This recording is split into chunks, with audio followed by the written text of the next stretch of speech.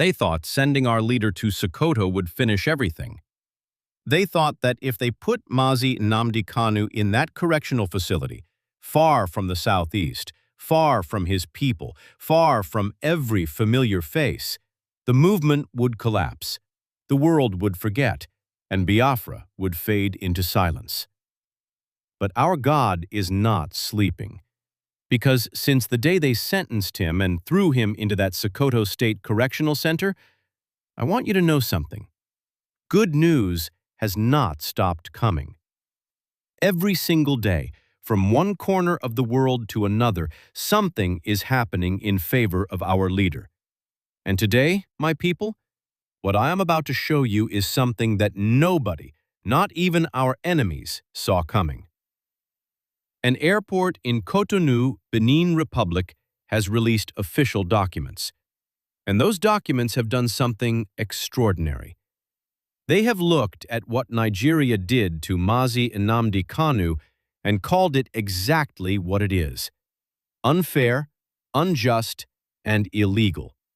Not by our lawyers, not by IPOB, but by the official authority of a sovereign nation's airport, a government institution, with letterheads, with signatures, with receipts. My people, stay with me from beginning to end. I promise you, by the time you finish reading this, you will understand why our enemies are beginning to shake. Now let me take you back to 2021, because this story starts there, and you need to understand the full picture before we get to the part that directly concerns our leader. You remember Chief Sunday Igboho, the Yoruba nation activist who was pushing for the liberation of his own people, just as Mazi has been pushing for Biafra? In 2021, the DSS came for Sunday Igboho. They did not come with a court summons. They did not come with a lawyer's letter. They came in the dead of night, armed, to his home in Ibadan. They destroyed his property. People lost their lives in that raid. And Sunday Igboho, seeing clearly that staying in Nigeria meant dying in Nigeria, fled. He escaped by road into Benin Republic and went into hiding. Now, while underground, Sunday Igboho made a desperate move. He tried to board a flight from the Cotonou airport using a falsified passport under a fake identity, because at that point, the Nigerian government had placed a red notice on his head through ECOWAS, meaning every country in the region was on alert to watch for him. The Cotonou airport authorities caught it. They arrested him right there at the departure gate, and immediately, the Nigerian government contacted Benin Republic through ECOWAS. Why through ECOWAS? Because Nigeria and Benin Republic have no direct bilateral extradition treaty. The only legal mechanism binding those two countries on matters of extradition runs through ECOWAS. So Nigeria filed its papers, dressed up its request nicely, and said, "This man committed offenses in Nigeria. Send him back to us." Now here is the part, my people, that should make every Biafran sit up straight. Benin Republic did not just rubber-stamp Nigeria's request. They did not bow to pressure from a bigger, richer, more powerful neighbor. They read those documents carefully. They traced the full story, the DSS night raid, the politically motivated manhunt, the man who ran not because he was guilty of any genuine crime, but because his life was in danger. And after reading everything, the Beninese authorities declared Sunday Igboho a political prisoner. They said the offenses Nigeria was crying about were not real criminal offenses. They were political persecution dressed up in legal language. They held Sunday Igboho for 5 months in their own facility. Then they released him, not to Nigeria, but to Germany, where he was granted asylum and began living freely. A small country. A country that cannot compare to Nigeria in size, in military strength, in oil money, in anything. And yet that small country looked Nigeria in the face and said, "No. We have read the law. we have followed the trail, and we will not hand this man over to you, because what you are doing to him is not justice. It is politics. My people, are you following? Because now I want you to see exactly how this connects to our leader sitting in that Sokoto Correctional Facility right now.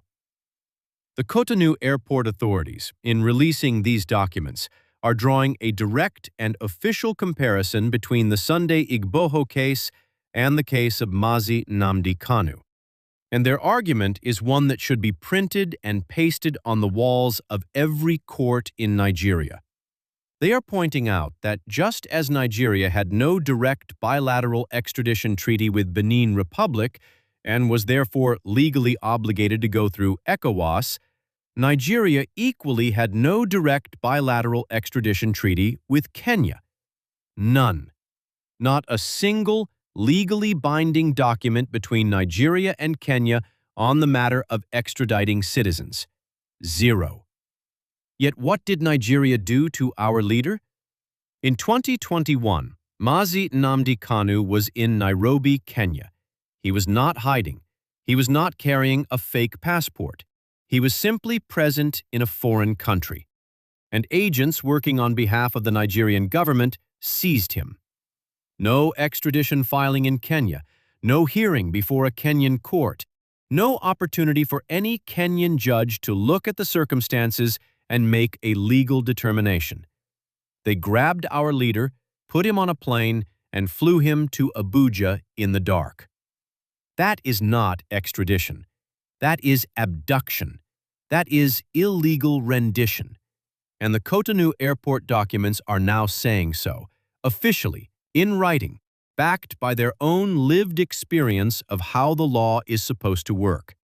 They are faulting Nigeria's judicial system directly. They are asking the question that we in Biafra land have been screaming for years. How can a court of law, any court of law, sit down and allow a prosecution built on illegal abduction to proceed? How can a judge look at the circumstances of our leader's return to Nigeria, see that every international legal protocol was violated, and still put on his wig and gown and sentence a man to life imprisonment? The Cotonou airport authorities are saying they have never seen that anywhere, that it should not be allowed to stand anywhere. And my people, here is what makes this even more powerful. Kenya already admitted guilt. After pressure from legal bodies and human rights organizations, Kenya was forced to acknowledge that its own government participated in Mazi's illegal rendition. They paid damages. They apologized.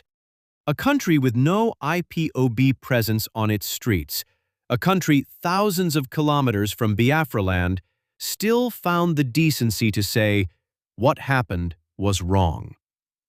Now Benin Republic, through official airport documentation, is adding its voice. And tomorrow it will be another country, and the day after, another. Because the truth about what was done to our leader is not a Biafran opinion anymore.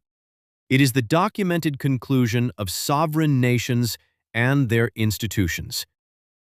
My people, I want you to understand something deeply. The enemies of Biafra believed that geography would protect them. They sent Mazi to Sokoto, far north, far from us, thinking distance would weaken the fight. They grabbed him in Kenya, thinking international borders would hide their crime. But the law does not respect geography. What is illegal in Cotonou is illegal in Abuja. What violates international protocol in Nairobi violates it in every capital city on earth. You can carry pepper from Benin Republic to Sokoto. It will still burn. You can carry illegality from Nairobi to an Abuja courtroom. It is still illegality. This is why we must never be discouraged. This is why we must never let our voices drop. Because right now, as Mazi sits in that Sokoto facility far from home, the world is building a legal case around him that his enemies cannot dismantle. Countries they thought would stay silent are speaking. Documents they thought would never surface are surfacing. Institutions they never imagined would get involved are getting involved. Biafra is not a local struggle shouted from Aba Market. It is a cause that is now being validated in the corridors of international law, in the offices of foreign governments, in the official records of sovereign airport authorities. And every document that drops, every country that speaks, every institution that points its finger at what Nigeria did, it adds another brick to the wall of justice that is slowly, surely being built around our leaders' freedom. They put Mazi in Sokoto to break us, but we are not broken. We are louder. We are stronger. And with every passing day, the world is joining our voice. Biafra must be free. And the way things are going, the world agrees.